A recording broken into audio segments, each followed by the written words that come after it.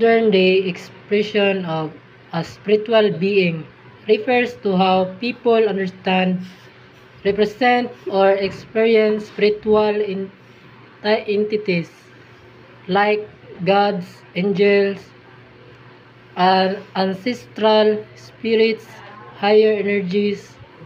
In today's contemporary culture, rather than in ancient or traditional forms, it is the current or updated way that people describe, portray, or connect with spiritual beings based on modern belief, art, media, psychology, and personal experience.